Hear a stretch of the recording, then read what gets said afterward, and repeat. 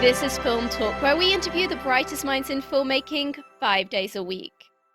Do you need a great camera for your next shoot? You may want to consider the world's lightest handheld Super 35 digital film camera, Blackmagic's Ursa Mini 4.6K.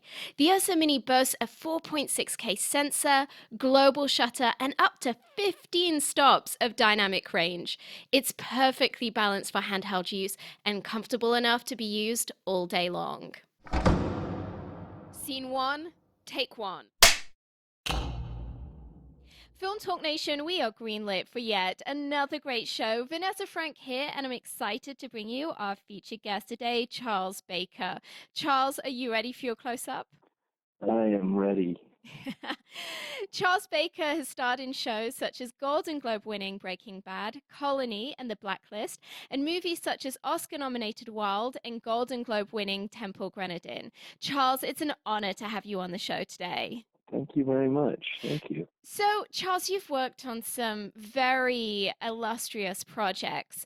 I would love I've to been know. lucky. Well, I'm sure it's more than luck, and we're definitely going to be digging into that Thank you. today. Um, Right on. how did you first get into the industry? Well, I was actually working as a union stagehand in an opera house in Fort Worth, Texas, when a lady who was working on my crew announced that she was going to be a gaffer on an independent film, and she needed some volunteers to work for some long hours for a couple of weeks for no pay. And I thought, well, that's perfect for me. Yes. And so I worked as a grip on a film called Playing Dead, Hmm. which was a very low budget indie film, horror film in Texas, and ended up also taking the role of a bartender. It didn't get any screen time, but you can see my hand and hear me say, "What can I get for you?" Um, and that's how I became acquainted with my agent, who later became my agent. She didn't sign me right away, but I Was the show of your hand not impressive enough for her? not enough, not enough. No, What shocking. really set her off was she. I was performing theater a lot, and I went and performed at a showcase for actors who were looking for representation, and Mm. luckily she was in the audience and saw me perform and signed me that night. Yeah. Wow. So it sounds like you didn't really have much of a formally trained background. You just kind of leapt into it with both feet. Well, I'd been training in theater most of my life. I Oh, had been okay. doing musical theater, and I was studying music in college. And then halfway through getting my vocal performance degree, I switched to theater Yeah. and started studying theater uh, and performance. So it's I actually became a double major. oh wow. So it's really kind of a bummer that we didn't have a musical episode of Breaking Bad. Yeah, yeah. Well, I don't know if that would have really fit the mood of the show Well, too I don't well, but I'm know. I did get to Jack the play Knife, a maybe. musician. Yeah, I did get to play music in the show, which is the only time I've ever played in front of an audience, played piano, which I studied piano in college a little bit, Oh but wow. the only time I've ever played in front of an audience was an audience of several million people on Breaking Bad. So no So pressure.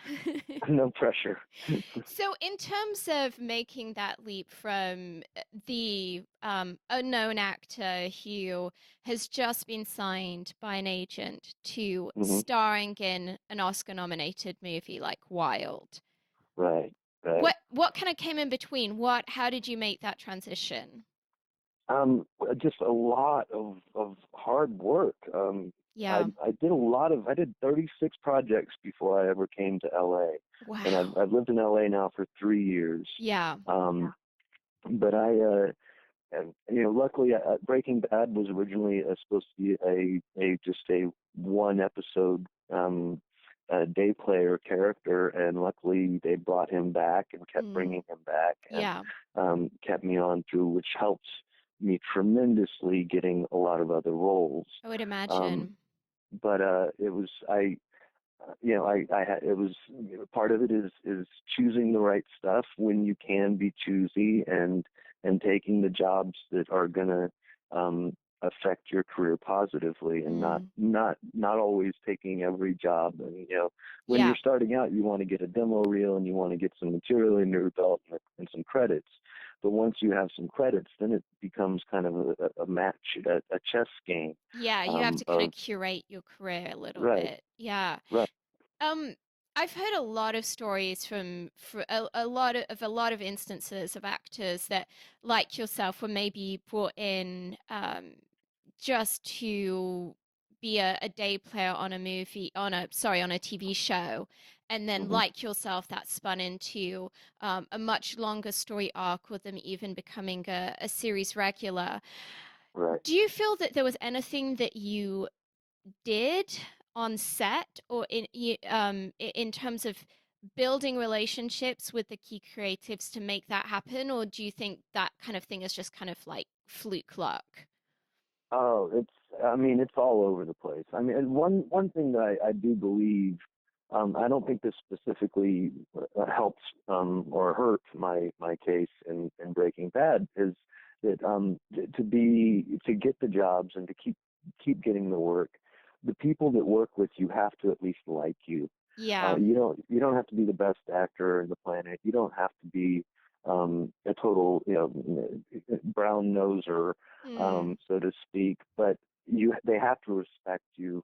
You have to be somebody who's a professional employee, and that's something I learned in theater. That you don't show up to waste people's time. You don't yeah. show up late. You don't talk back. You don't tell other people how to do their jobs. Um, You don't ask there's for all blue Smarties in your trailer.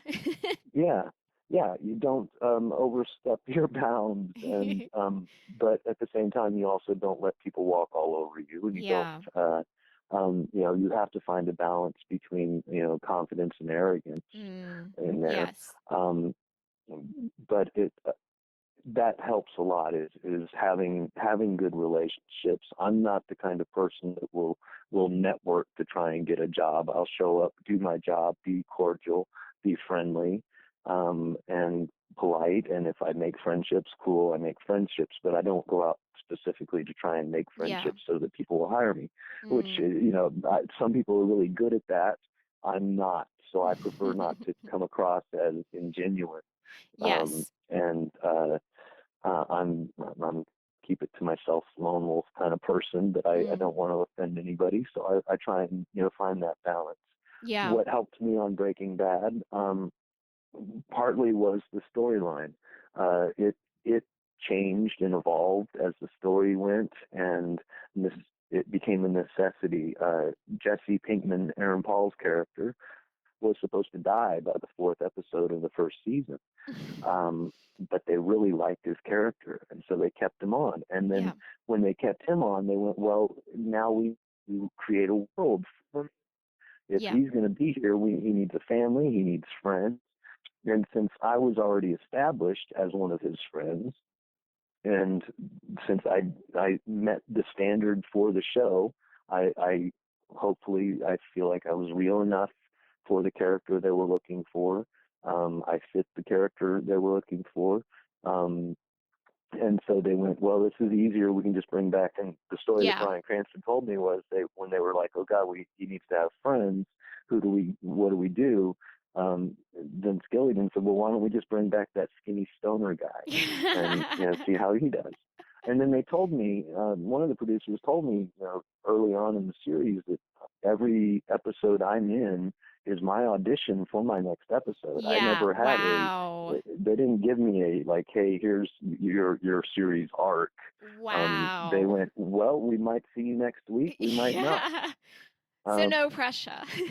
yeah, it was. I don't know if you're familiar with the Princess Bride, but it was a lot like Very. the quote from "Good night, Wesley. See you. Most likely see you in the morning." Yes. It had that kind of feel to it. Was Oh, wow. So they really you kept you know, on your toes. yeah, yeah, and so I just made sure I kept my head down, kept my nose clean, did my job. There's not a single reel that has me messing up a line Yeah. or fouling up a line or doing any of the gag reels that they've made after a series, an episode or season. I'm not in any of those because I would not. I'm kind of a purist when it comes to dialogue. Yeah. So I wouldn't mess up the dialogue at all, and Well, so I I wouldn't I would ever have to. imagine when you're working with a caliber of text Right, such right, as the scripts of Breaking Bad, and yeah, you're in the same show as Bryan Cranston, I mean, right. that's gonna make you want to do your homework. Yeah, yeah, and I mean, it's like a pacer in a marathon. You know, you're working with actors like Ryan and Aaron Paul and Dean Norris and Yeah, et cetera, and you either keep up or you go home. And yeah. luckily, I was able You to made keep the up cut. enough. Yeah, Well, yeah, in terms of that whole idea of kind of you have to keep up or go home, I think sadly that's very much kind of the ethos of the environment in Los yeah, Angeles. I mean, it's a very unforgiving business. It's a very very. tough town, and just to be able to keep up financially, if one wants to relocate and be living in the Hollywood Hmm. area, Hmm. I see a lot of young actors just be wiped out by the financial component of them just not being Yeah, able to keep up with it. Do you right, really right. feel that the fact that you've done 30 plus movies before you came to LA and that you kind of had really cut your teeth, do you Hmm. feel that that was really helpful, or do you feel like Oh yeah. actors need to get to LA as soon as they possibly can? Um, yeah, I'm torn on that. It's not so much that I had so many credits to my on my resume. It was the credits that I had. I had besides Breaking Bad, I was in Temple Grandin, which Mm, was a huge success for HBO. I was in Terrence Malick's Two Wonder. Um, really? yeah, yeah, That must I have was been crazy. I can't even imagine working with Terrence Malick. that was surreal. I When they're barely like, when you're remember what like, it was like. yeah, when it's like, so what is the movie about? It's like that could be a 5 hour long conversation right Right, there. right.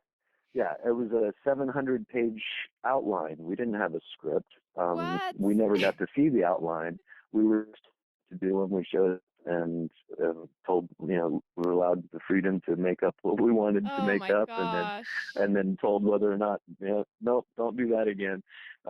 Oh my And gosh. it was a very surreal experience for me. Yeah. I was fortunate enough. My character was actually in the original outline was two separate characters.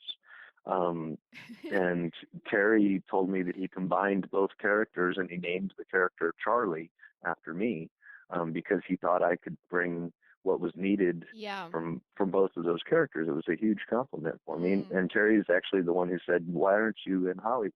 You should Yeah. go live Wow. Well, there." that's, when Terrence Malick tells you it's time to up sticks and move to LA, you kind of Yeah, have to take that seriously, right? yeah, and so I did, and it took a little while before I could, get all the resources together, and I moved Yeah. a family of four out here, Oh, and wow. for you think it's hard for a single young actor to come Right. out and make it Yeah. Are your and kids support a young? family. I have two young ones and two older. My One of my older children still lives with me, but that's because he's in law school right now, Yeah. and he's finishing his last semester of law school. And then Mm. my youngest just started preschool. Oh my He's four, gosh. so Because yeah, LA they're is not a child-friendly town and it's not a budget-friendly town. I mean, budget friendly. It's I'll be honest. I moved to LA from Fort Worth, Texas, and the neighborhood I lived in Fort Worth was way worse than the neighborhood I live in LA. Really? And yeah, the quality of life here is so much better. My wife and I Yeah. have frequently talked about, if it ever got so bad we had to pack up and move. Mm. We would hate that we would not that we hate Texas, but we would hate to have to leave here. Yeah. Um, we don't live in Hollywood. We live in the Valley, which is what I'm said. They say that's where the old people with kids to. It's where the You people know, who are smart financially live, in my opinion. really, I've had this really, conversation with so many friends who live in Beverly Hills where I'm like, yeah, dude, you could sell your house and buy a place cash and basically not oh, have all this yeah, financial stress, and all it's going to cost you is your ego. I mean, get over yeah. yourself. And I mean, really, I mean, I have friends who live all over in the hip areas and in Hollywood, and they come over to our house and they're amazed at the amount of property we have. Yeah. Um, it's and completely enclosed in. We have a gate, we have a yard the kids can play in, a Yeah. patio that we that's part of our living space is our patio because Mm. it's but we have a 4 bedroom house with a garage we've converted into a guest house, and Nice.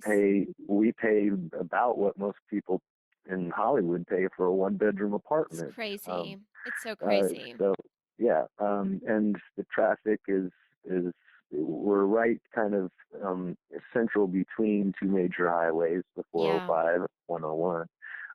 And so we have access to either one, and whichever one is packed full, we can just hop on the other one. Usually avoid a little bit of the traffic, and Yeah. um, we found the perfect little paradise. Yeah. Our house is surrounded by rose bushes, and all our neighbors have Nice. orange blossoms, avocados, and fig trees, Hey, and we're all lemons, we're all and gonna come around to your house now. it's the place. But like you said, if I were the kind that cared about what people thought of where I live, Yeah. it's not the most glamorous neighborhood, but But you know what? there are I kids believe my I daughter's age who live across the street. I mean, yeah. it's the perfect neighborhood, and there's a Yeah. park every direction from our house. We could walk.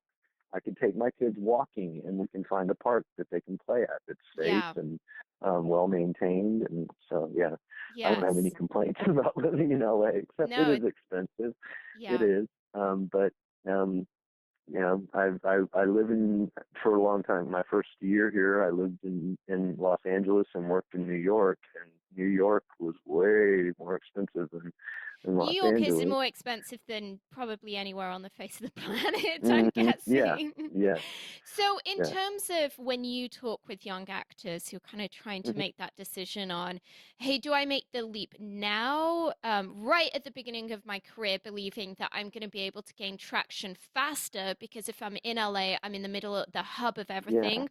Or do I kind of yeah. hold off, build up my experience, build up my credits, but knowing that there's probably a lot less going on in Texas or Tennessee or Idaho or wherever it is that they are? Yeah, that's where that chess game I was saying kind of Yeah. comes in.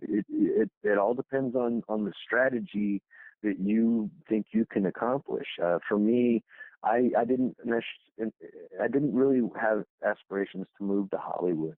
I was darn bound and determined to make a great career out of Yeah. Texas and prove that it could be done in a regional market.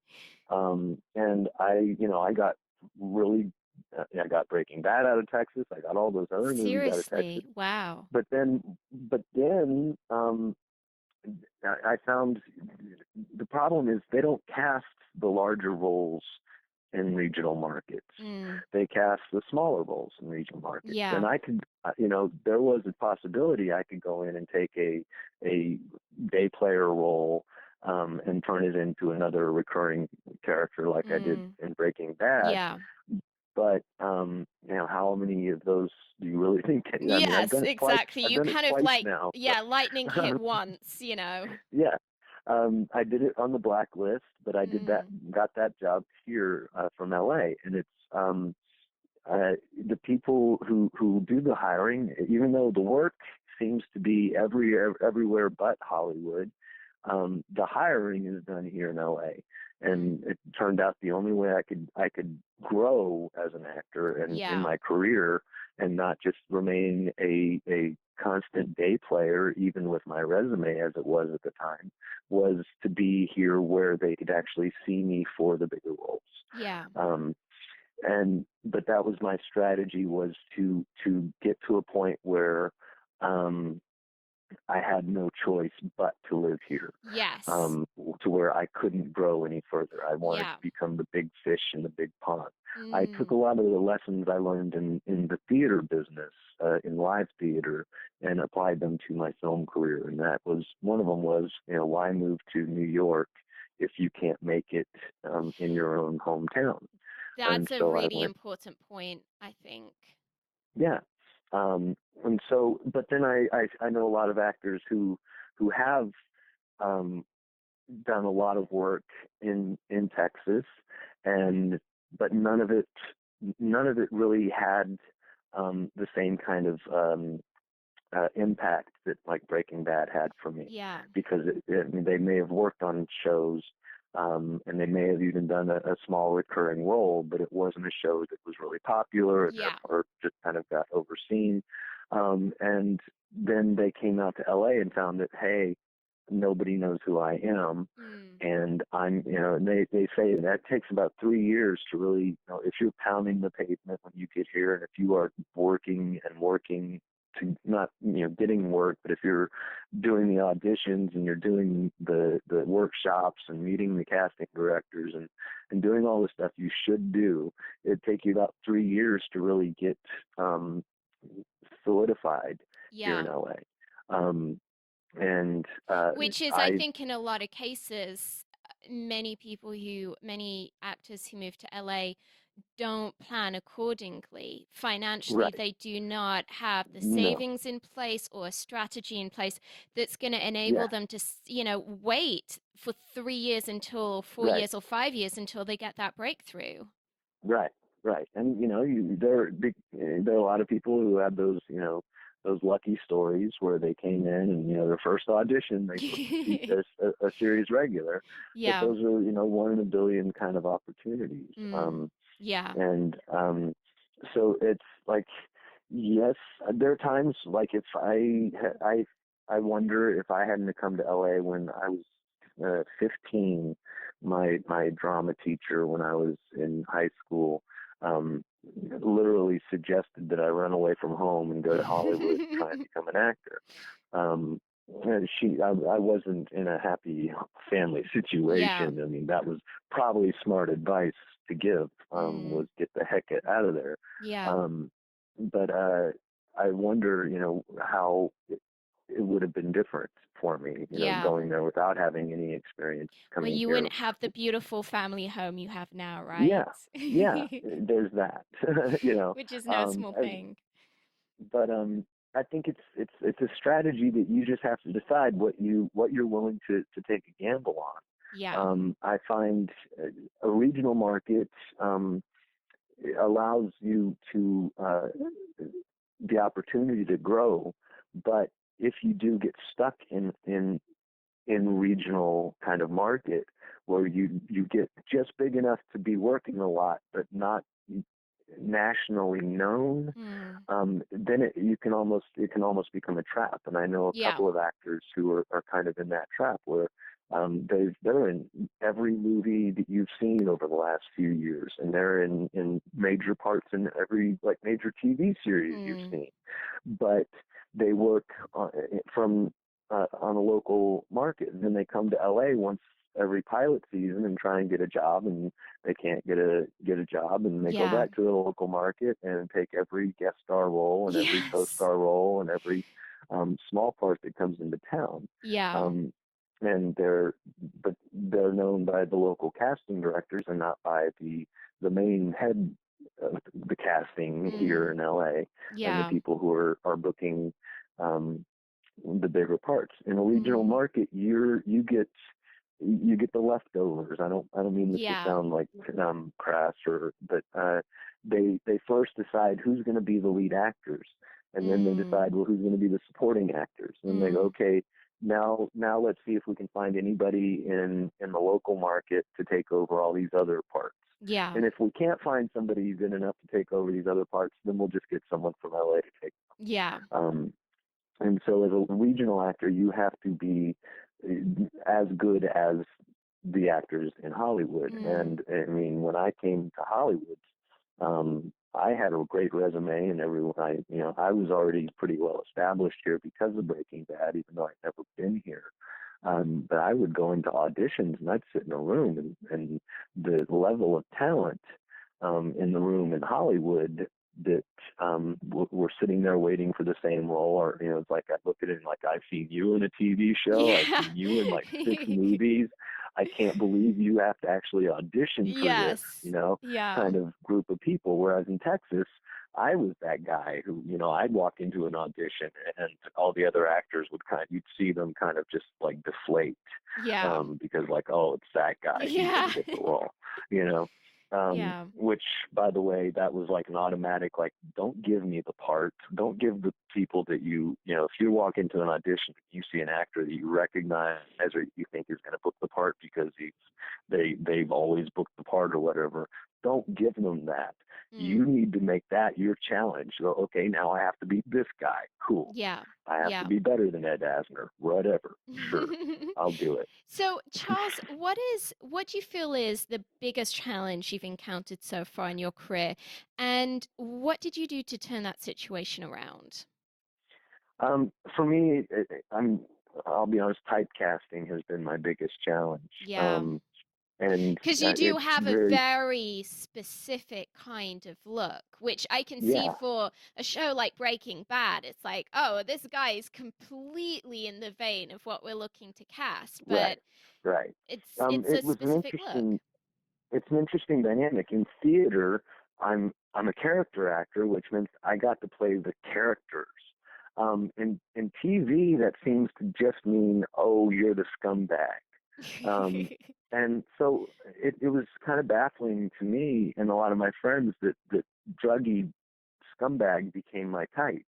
I was, I trained Shakespearean acting. I Yeah, did and you're Beckett, this nice and family guy. yeah, I studied tap dance. I studied dance. I studied voice. I loved doing musicals. I played the Yeah. MC in Cabaret, Mordred in Camelot, and I love playing twisted characters. But it became that because of Breaking Bad, the character I play is, oh, he's the druggy character. Yeah. Yeah. And I was getting offers, just didn't even have to audition, just like, hey, we want you to play the druggie in this show. We want you to play the druggie in this show. And I told, but unfortunately or fortunately, I don't know, I worked for Terrence Malick. Yeah. And in To the Wonder, I had a love scene, my very first love scene in a film with Olga Kurylenko. And I was shaking when I was in a hotel room with Terrence Malick, Kilo Lubeski, and Olga Kurylenko, and that was it. And Oh my they're like, okay, gosh. so you guys hit it off and start making out and go. Oh And my I'm like gosh. shaking. And Terry stops and he goes, what's wrong? I said, I'll be honest, man, I was told by my acting teachers that I would never be this guy. I'd never Yeah. be the guy who gets the girl. I'd never be a romantic lead. I would never have a Yeah. love scene. I play drug addicts and scumbags. Yeah. And he looked at me in the most sincerest, like, oh, it was such a beautiful thing for him to look at me and say, I would never cast you as a scumbag. Wow. And I had to Wow. hold back the tears, and like, oh my god, oh my Yes. god. Well, And that's a so very visceral, especially coming from someone like Terrence Malick, who right, has such right, a evidently has such an artist's heart and a way of yeah, seeing the world that I think right, is maybe clearer than many of us see it. I can right, imagine that right. that would have felt like a real commissioning of who you are as an actor, right? Yeah. And so, I finished that film and I went home and I called my agent. I said, I don't want to play drug addicts anymore. Terry said I Yeah. don't have to. Wow. And she went, what? Wait, no, no, wait. I said, okay, We're well, making lots let's of money compromise. doing this. I said, let's compromise. Yeah. If it's a choice between taking a job as a drug addict Mm. or auditioning for a job that's not a drug addict, I'd rather do the audition than just Yeah. take the easy job. Yeah. And she went, well, like, what if it's a really good director and a really Yeah. good Yeah, movie? And I'm like, exactly. okay, I mean, if it's something that I Yeah, if it's should Martin take, Scorsese, you should probably yeah, say yes. yeah. If it's for Stephen Bochco, of course I'll play a junkie. But if it's just for for something nobody really knows about, or if it's something that doesn't seem like there's a lot of bite, or something that doesn't Yeah. really get me, like when I read the script, go, oh man, I really want to play this. Mm. Let's just the table. Let me try and take other parts. Yeah. Um, I stopped working really for a long time. I couldn't get a job to save my life because Wow. nobody wanted to hire the druggie to play this. Play, the doctor or the teacher or Mm. whatever. He's known as a druggie. And what really surprised me was that a lot of people and there's producers and directors actually thought that I was just a druggie they pulled off the No street to play this way. character, Yeah. and that they didn't want to have to deal with that kind of Oh hassle with my working with, gosh. and casting directors had to go, well, no, no, he's playing a character. Yeah, he's just You that wouldn't even good. recognize him Yes. outside of that costume, Yeah. Yeah. Um, and so it was hard. But then luckily some independent films who couldn't afford to pay actors who normally play doctors and Yeah. teachers, they went, hey, let's give this guy a chance. Yeah. And he has a name and a resume that go, oh, guy from Breaking Bad, Yeah. so Immediately let's that has a value. and so they took a chance with me and they gave me some opportunities, and those kind of build and start trading it. Um, and that's how it honestly, I have 6 films that are production coming out this year. One of them is a different stereotype.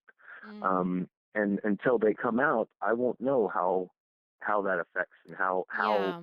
my strategy changed. Yeah. Um, right, roles, Blacklist was my first series right out of Breaking Bad, and so that was this 180-degree kind of turn from Yeah. Skinny Pete was playing Gray on that show.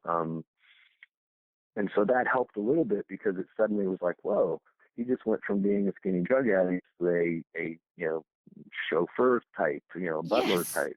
Um, uh, and so that helped a little bit.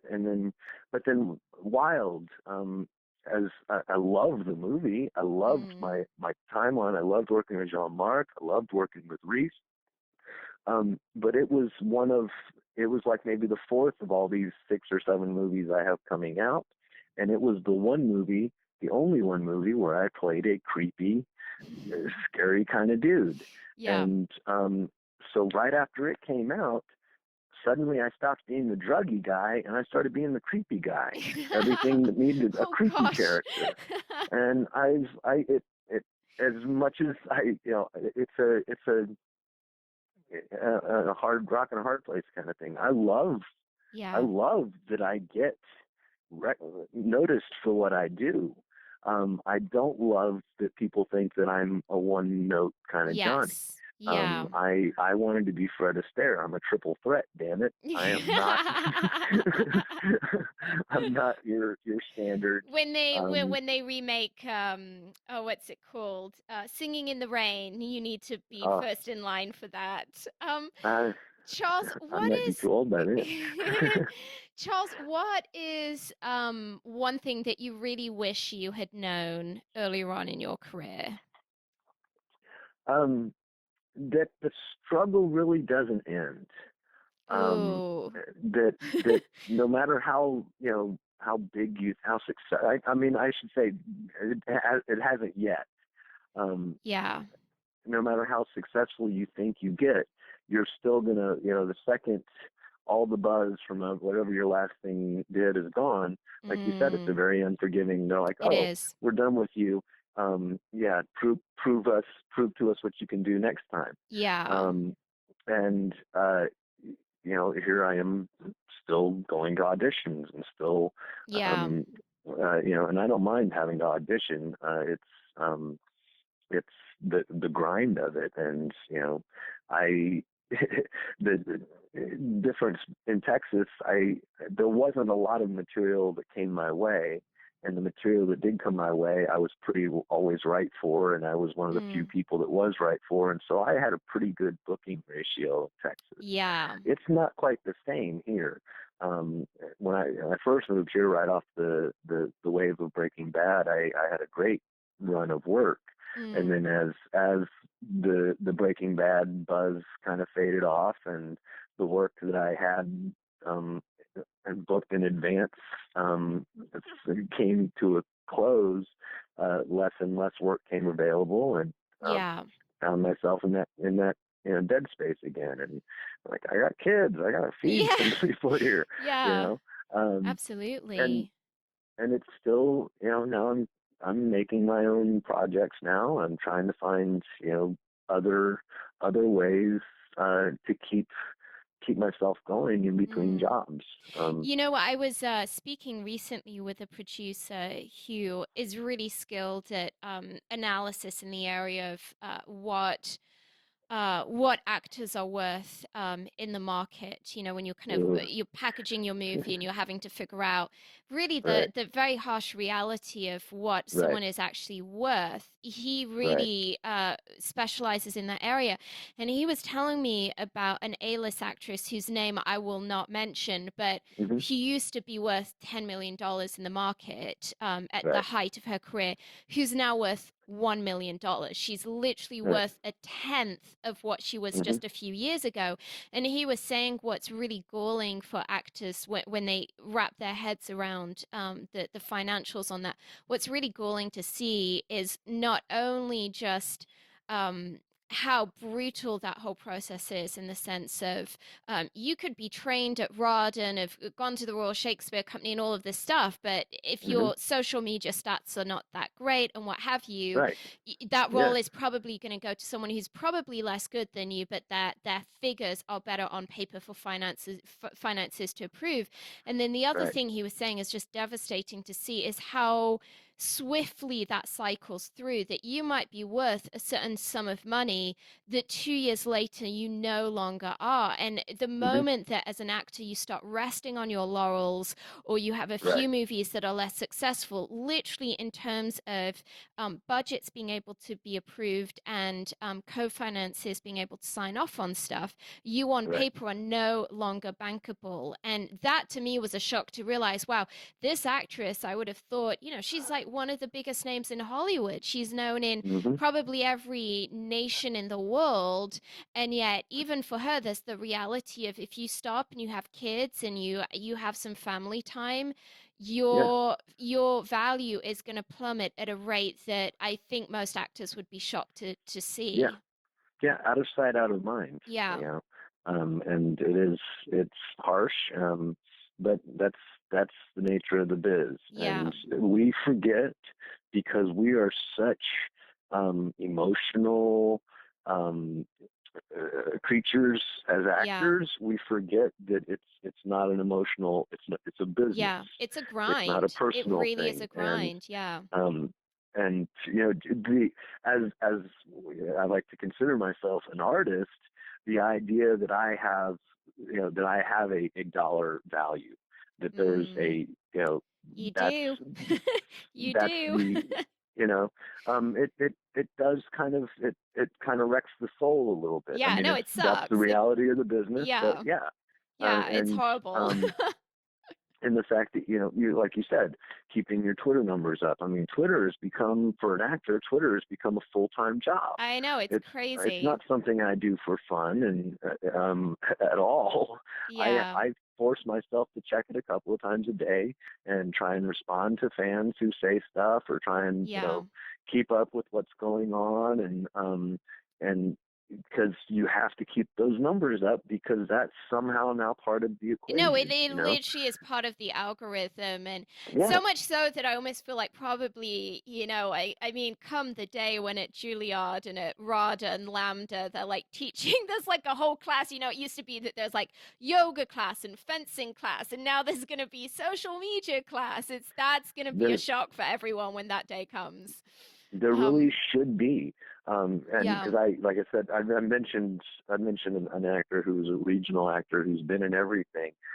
He is a social media disaster. yeah, Um, and he's a really, really funny guy, but he has no filters yeah, and he has no consideration for the type of people, especially like the producers and the people yeah, who are hiring him. Um, for what they're going to think about what they say. yeah. But I mean, you'd be amazed at how much uh, social media affects your career in Oh positive boy, and negative ways. it's And huge, yeah. I was aware of that when I started, and I try and keep that in mind with anything I do on media. And it's sad to think it's kind of weird. It's like now my entire life is kind of centered around this persona that I have to keep putting Yeah, out there into the world. yeah, it's Um, crazy.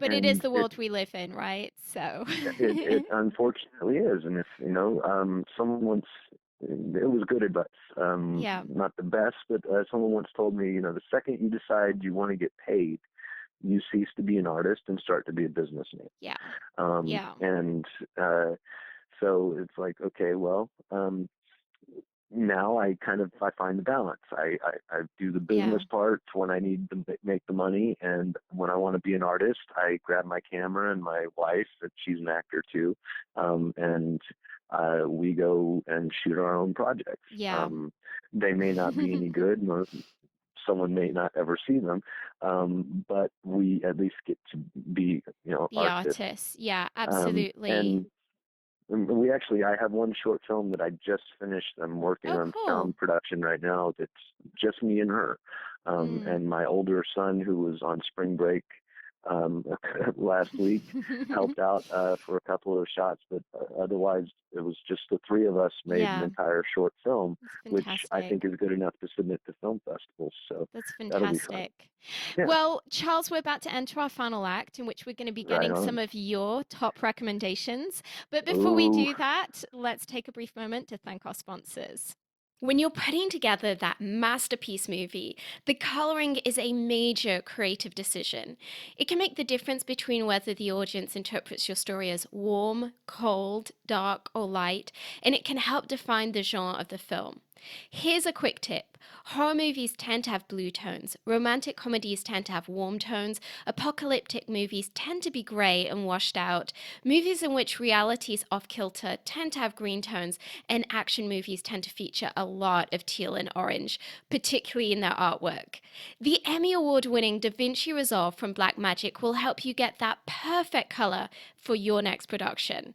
The Da Vinci Resolve 12 combines professional non-linear video editing with the world's most advanced color corrector, so you can now edit, color correct, finish, and deliver all from one system. The DaVinci Resolve is completely scalable and resolution independent, so it can be used on set, in a small studio, or integrated into the largest Hollywood production pipeline. From creative editing and multi camera television production to high end finishing and color correction, only DaVinci Resolve features the creative tools, compatibility, speed, and legendary image quality that you need to manage your entire workflow, which is why it is the number one solution used on Hollywood feature films. Charles, welcome to the final act where you'll be sharing incredible resources and mind blowing answers. Are you ready? uh, I will try. I will try.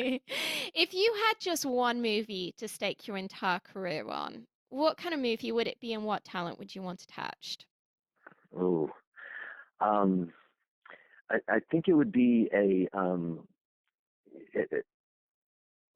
biopic, something about like a historical figure, something that is like a monumental time in in history, not Mm. necessarily a historical event, but just something that's true to life, Yes. and real life, inspirational, and dramatic And is. what he would be cast in this project? Who would be your dream Oh peers to gosh, work with? that's a tough one. I was going to be just more general and say, kind of classical, iconical type actors. But Yeah. I guess if you want to be more specific, Oh, I let's would be love. specific. Well, you're talking to me. I'm an actor, so I kind of have to be in it. I don't necessarily have to be the lead role, though. I'm Yeah. not that kind of ego. But I'd want an interesting character. Mm. But I'd love to work with William H. Macy. Um, Yes. I'd love to see if Giovanni Ribisi and I could play brothers. That would be fun. Yeah. Um, those are definitely two that You know, I it's like can. I feel like most actors, when I ask them who they dream of working with, invariably, almost always they say Bryan Cranston. But I guess it's for you, it's like, well, I've done that. I've Like that had bucket list item has been ticked. I have had the most incredible run of working with my heroes. Yeah. That is, I worked with Michael Ironside on a film called The Bism. He's one of my all-time favorite character type actors. Jonathan Banks, of course, on Breaking Bad. Mm. I got to work on a film called Creep, which is kind of a Western Gothic kind of film with Judd Nelson. And he and I became pretty good friends. I'm sorry, that, again, my phone reminding me something. Um, a movie called Neon Demon by Nicholas Winding Refn is coming out sometime this year. Really? Wow, that's I got to cool. do a neat little part with Is that Keanu super Reeves. violent? I'm sorry. Is that going to be super violent? I have a feeling it will be. I'm not in any super violent scenes and wasn't given access to the rest of the script. Oh, right. I So did you a don't couple. even know. You don't even know what that's going to be. Right. I have a rough idea, but they were kind of hush hush about that. But Yeah, no, I I had can a really imagine fun because scene. his fan base is like really, he has a really intense fan base Right. that are Right. very passionate about his work. Right. Did you see Yeah. the documentary that was made about him? That No, his, I didn't. oh, you have to go check this out. I think I it's on will. Netflix. His wife shot this documentary that's just kind of a look behind the scenes at life Mhm. with him and while they're in production of one of his movies, and it's a really interesting insight into the mind of an auteur. And Mm. yeah, it's pretty cool. So you're in the scene with Keanu Reeves. Yeah. He's one of my, just favorites overall. Just we have a long history of not together, but I have a long history of watching, being a fan of his movies, Mm. from Bill and Ted to The Matrix and so on. Wow. And that's going to Um, be, I'm just looking at the cast list right now. That is an yeah, amazing cast. You've got like Elle isn't it? Fanning and Jenna Malone and Christina Hendricks. I mean, Right. damn, it's like you are rolling with some pretty awesome people there. Yeah, playing with the big dogs, Yeah. Oh kind of my intimidating. gosh. Yeah. Wow. Wow. Yeah, that's going to be really exciting. And I think that's going to be amazing for you as well, because that's just, Yeah, you know, that there's a certain fan base that that director always brings to his work, that right, it's one of those movies that will get seen. right, right, So, absolutely. um, Charles, if you could recommend a single book for our listeners, maybe something that you feel has been of great help to yourself in your film career, what would that book be and why? Oh, um, see, I was curious as to whether that was going to be like, for personal entertainment or as, um, Well, it uh, can be as well, but obviously, if it's something that's more film oriented, then that's best. um, it has to be one because I had a progression. Um, if if I'm going to assume if you're an actor and you're looking for a book to read, that you have knowledge of the methods and styles of acting, and what I found to be kind of revolution, kind of a revelation for me was a book called The Great Acting Teachers and Their Methods by Mhm. Richard Brestoff, and it was kind of a comparison of all the different Oh, acting methods wow. and a breakdown of That's any almost like a differences. really easy hack for actors because it can feel overwhelming to be like, oh, there's like a dozen different seminal works that I need to read, and they're Yeah, all like thick enough to be like a doorstop, you know? right, So to have one book right. like that that kind of summarizes it all down could be really helpful. It really is. It was to me because I kept, I've always used what I call my, and it's stupid, I know, but I call it my Bruce Lee technique, which is, Bruce Lee took a little bit from every style Yeah. and used what was necessary for any given moment Mm. uh, to get what is needed, and that's kind of what I always try to do.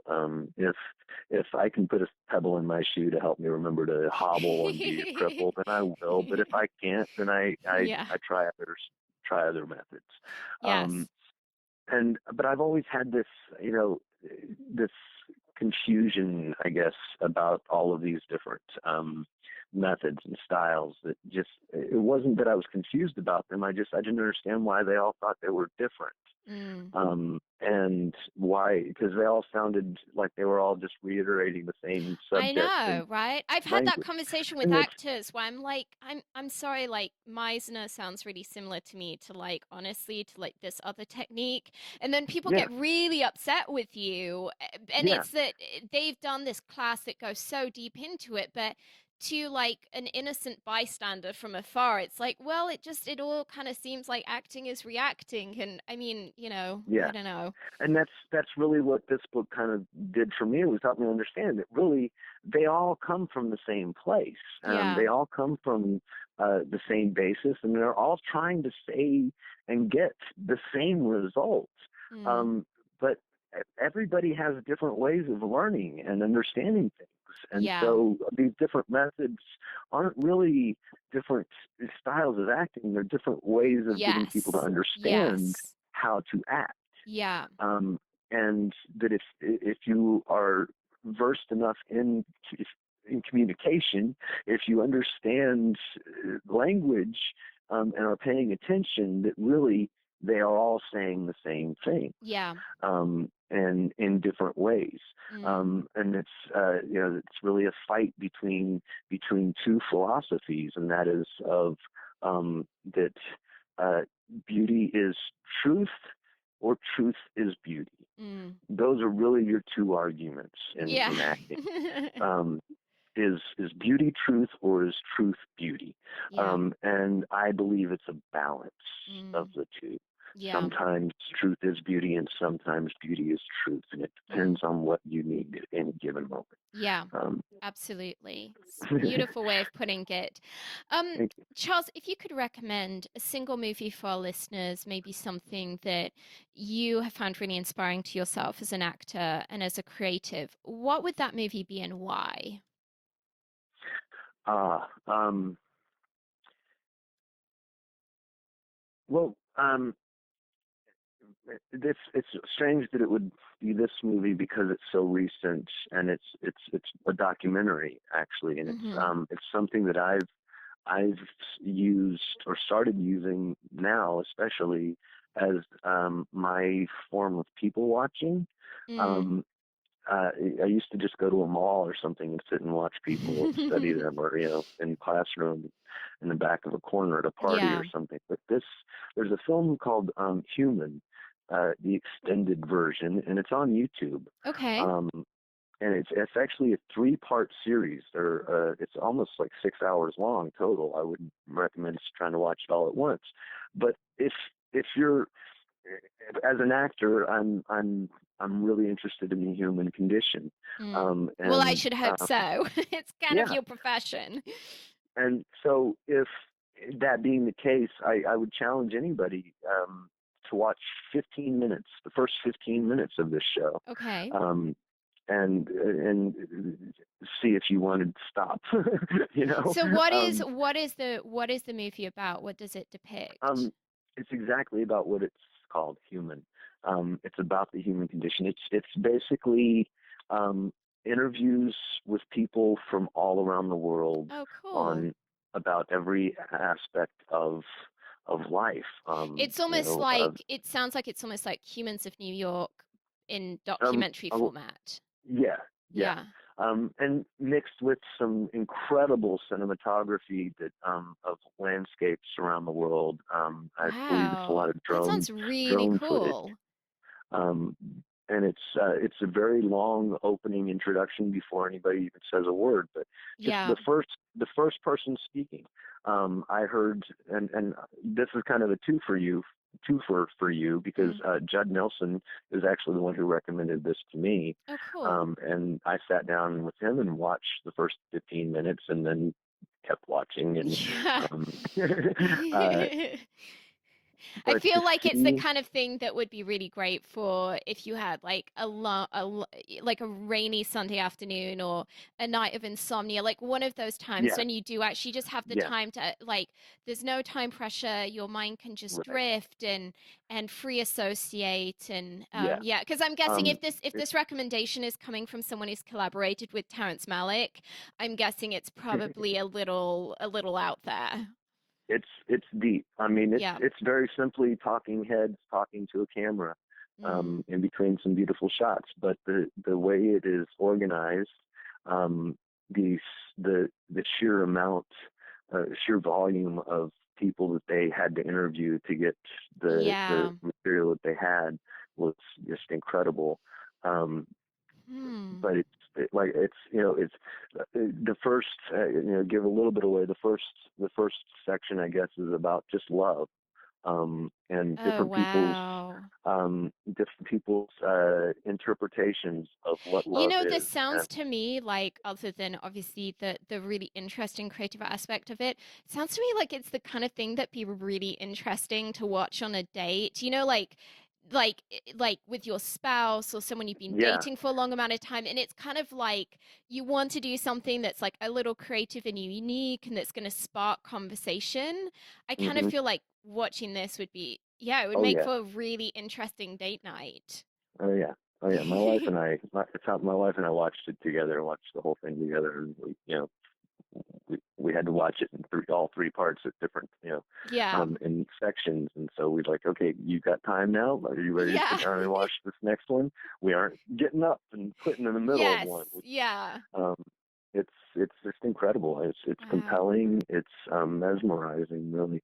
Yeah. Um, and it's a great just study of the human condition. Mm. A friend of mine I showed it to recently, who's a pretty good, pretty well-known actor, who he was saying this would be great to just like break some of these down as monologues and try and get Yeah. actors to try and accomplish the Perform same, them. Mm. maybe even like give this as a monologue to a young actor, have them perform it as a monologue, and then show them Mm. the real human being actually telling the story No and way. seeing Yeah, the that would be difference really in the emotional cool. context. That's so Um, interesting. yeah. So, as an actor, like I said, it would be an interesting study just to Mm. turn some of these into monologues and try Yeah. and even come close to this to the To power the truth. Yeah.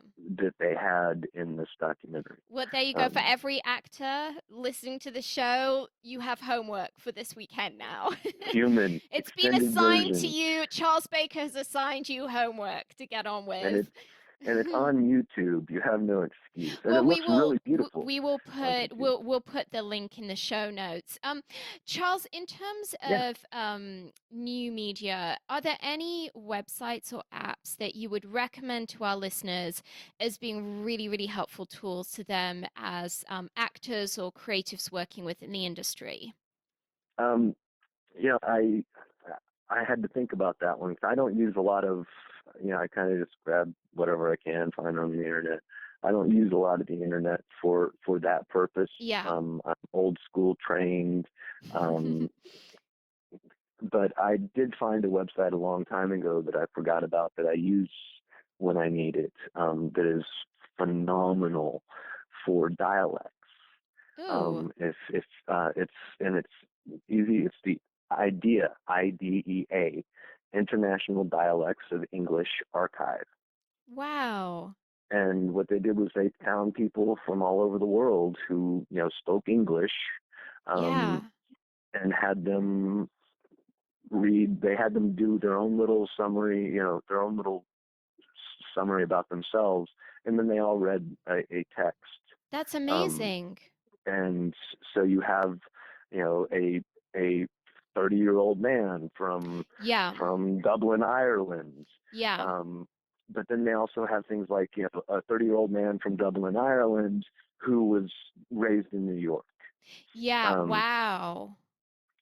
and so it's really interesting. And these are actual Yeah. just people talking and not some Yeah. coach What a kind of wonderful thing. resource. I can imagine even for writers, that could be really Yeah. helpful because I have hit on the problem recently. I was working on a script that needed a greater diversity of voices. The Hmm. tone of the characters and their Right. their their wording felt all very unique, but the Right. vernacular that they were using was far too similar.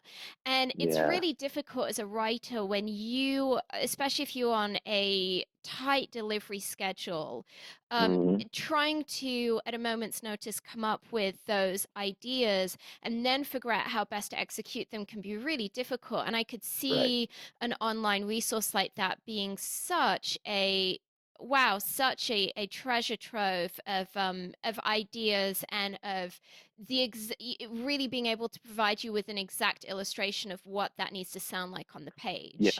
it is. And Yeah. it's dialectsarchive.com Okay. is the website.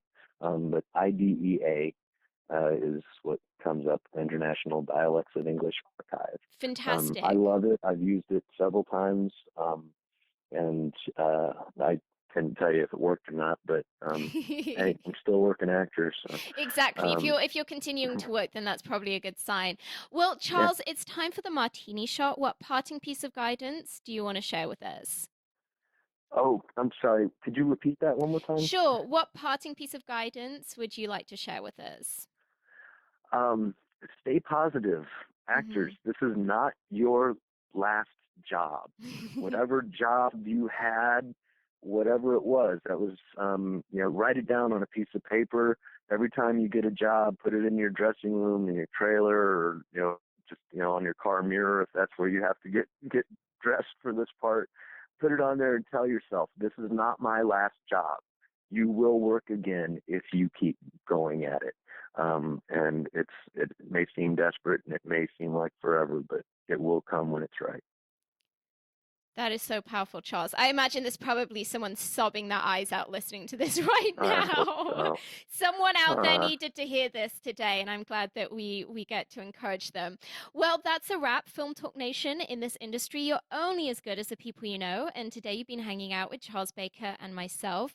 If you want to go the extra mile, head over to filmtalkpodcast.com and type Charles Baker into the search bar.